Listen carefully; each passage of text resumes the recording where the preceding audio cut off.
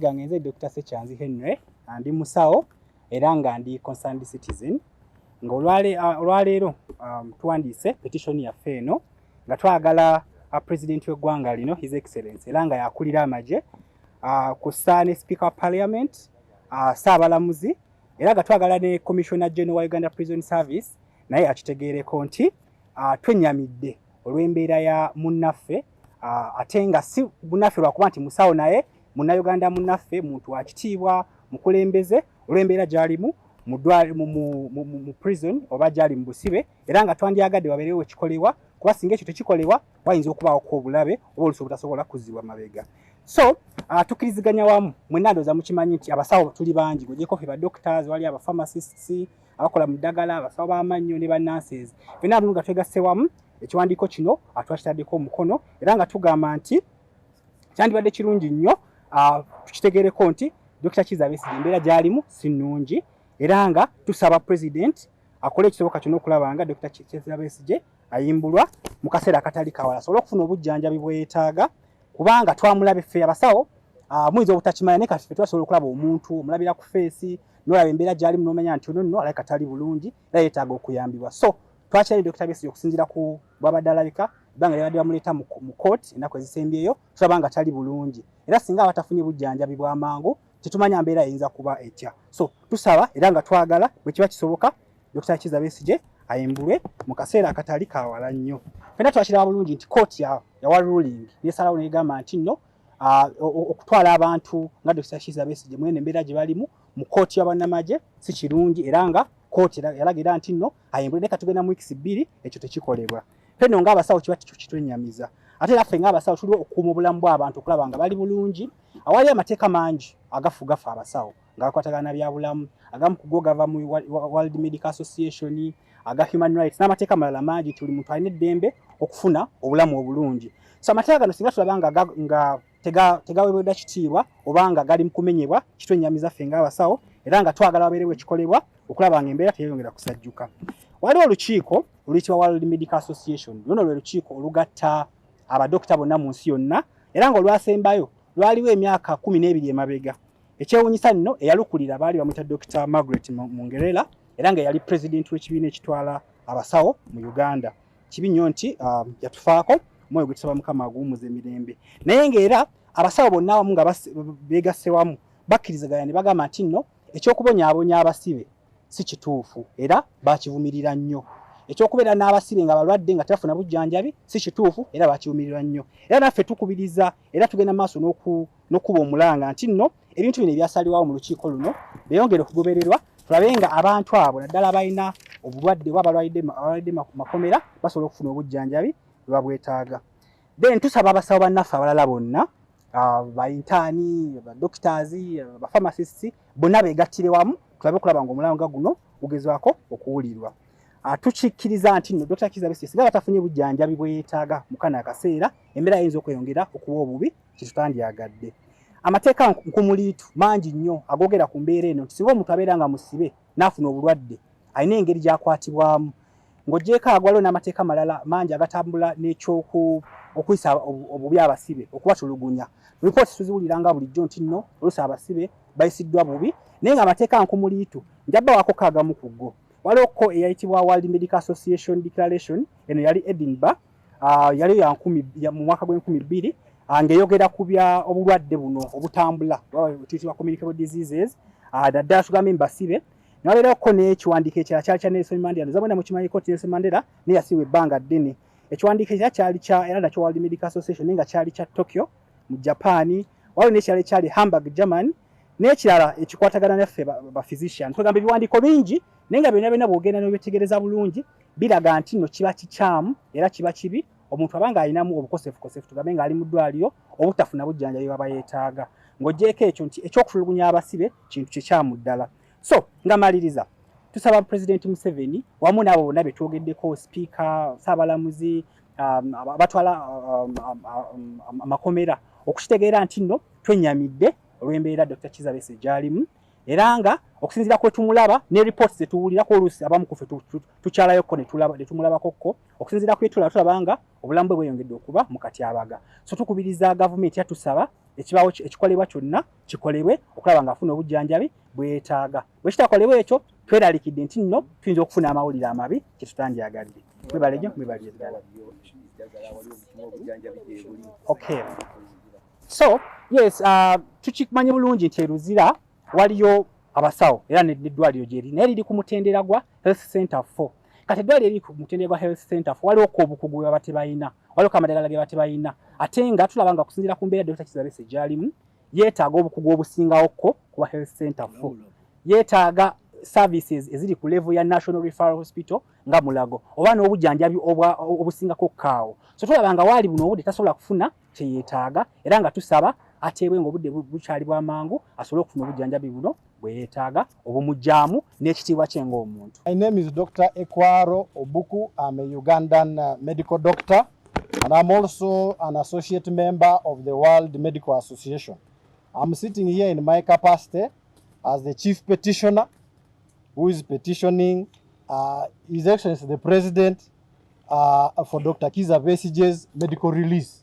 And this is why we are here. We are representing over 1,500 nurses, medical doctors, dentists, students, okay, and allied health clinical officers. I'm going to allow my colleagues here to introduce themselves one by one so that we move well. Okay, thank you so much. My name is Dr. Anyama Belaina. I'm an associate member of the UMA and also a member of World Liberty Congress. We are here in this very cause. We are demanding for the release of Dr. Kizza Besigye. Thank you. Okay, morning. My name is Dr. Sechanzi Henry. I'm a medical doctor and I'm a concerned citizen. Thank you. My name is Dr. Simi Ignatius. I'm a medical doctor and I fully subscribe to Uganda Medical Association and I'm here for the cause. So we have visited Dr. Kizza Besigye 3 times in Luzira Maximum over the past 3 months, and the last time we visited him was last week. When we visited him last week, we were unable to see him physically, but we got reports from his contemporary that he is not well, and therefore we were preparing to this petition that he is released. I will go ahead with this petition. Kampala, 15 February 2025. This petition goes to His Excellency, the President of the Republic of Uganda, who is also the Commander-in-Chief of the Uganda People's Defense Forces, under whose jurisdiction is the General Court Martial. The Right Honorable Speaker, Parliament of the Republic of Uganda, and the Chief Justice of the same. We are also raising attention to the Commissioner General of Uganda Prison Service. Whereas this is a humble petition by all medical professionals, not only doctors, by the way, of Uganda, who have signed over 1,500 in less than 12 hours, for the medical release of our senior colleague, Dr. Kizza Besigye, whose health has deteriorated in Luzira Maximum Prison, Kampala, Uganda, whereas the medical fraternity provides free health care for all Ugandans and also non-Ugandans and contributes to the National Development Plan 4. Whereas the medical professionals take cognizance of the recent ruling of the Supreme Court of Uganda quashing the judicial actions of the General Court Martial of the UPDF and in effect against the continued detention of our senior colleague Dr. Kizza Besigye in Luzira Maximum Prison, whereas in 2013 at the 64th General Assembly of the World Medical Association, of which we are members, in Brazil, chaired by our very own President Dr. Margaret Mungerera, who passed away, the former president of the Uganda Medical Association, was chairing the World Medical Association as president, reaffirmed his total condemnation of all forms of torture as defined by the United Nations Convention Against Torture of 1984. We, the medical professionals of Uganda, do petition as follows. A call for action by all medical professionals, interns and students, in line with the Hippocratic Oath that we swear, or the Nightingale Oath by nurses and other related ones, that we cannot and should not continue to keep quiet and watch the suffering of our senior colleague, Dr. Kizza Besigye, as his health is deteriorating. 2, the immediate release of our senior colleague, Dr. Kizza Besigye, whose health has deteriorated in Luzira Maximum Prison. We categorically state that 3, the current state of health of our senior colleague, Dr. Kizza Besigye, cannot be handled while he is still detained in the conditions of Luzira, because the level of medical care is health center level 4. There are some drugs they do not have. They do not have specialists. Dr. Kizza Besigye is an elder of above 65 years. And as you saw him, you people brought the reports, the press, thank you very much. He did not look good even to the naked eye of the ordinary person. Now the specialists here and other doctors have detected, and this one the court martial does not know it, neither the president, but we are taught for at least 13 years to become a specialist. That is like me, okay? And we can tell, not using witchcraft, but with the technicality, that Dr. Kizza Besigye is not okay. And when we tell you is not okay, Mr. President, please listen and take action to avoid the worst. We urge that there is immediate access to the highest level of medical care for our senior colleague, Dr. Kizza Besigye, by medical specialists of his choice, as enshrined in the best practices of medical care for prisoners. And lastly, we urge that the government of Uganda abides by relevant Ugandan laws, including the recent one, the ruling by the judges, and international conventions against such continued detention of sick prisoners that amount to torture, psychological or otherwise, including A, the World Medical Declaration, the World Medical Association Declaration of Edinburgh of 2000 on prison conditions and the spread of communicable diseases, as revised in the 73rd General Assembly in Berlin, Germany in 2022.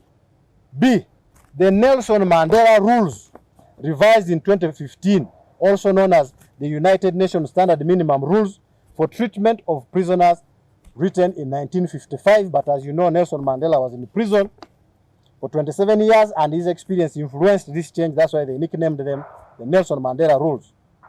The Declaration of Tokyo, Japan, by the World Medical Association, laying down guidelines for physicians concerning torture and other cruel or inhuman or degrading treatment or punishment in relation to detention and imprisonment, such as prolonging detention of someone who is obviously sick and cannot receive that care in Luzira Maximum Prison. Some services are very good in Luzira Maximum Prison. I used to give technical support on some specialized care, but some services and equipment are not there. The World Medical Association Declaration of Hamburg, Germany, concerning the support for medical doctors refusing to participate in or to condone the use of torture or other forms of cruel treatment or inhuman or degrading treatment of 1997. Like a number of us in the profession have refused to participate in that kind of torture. And lastly, the World Medical Association resolution of the responsibility of physician in documentation and denunciation. So here we are actually following one of our resolutions to document and denounce acts of torture or cruelty or inhuman or degrading treatment of 2003, as we are members of the World Medical Association, associate members. Signed myself as the chief petitioner and as an associate member of the World Medical Association.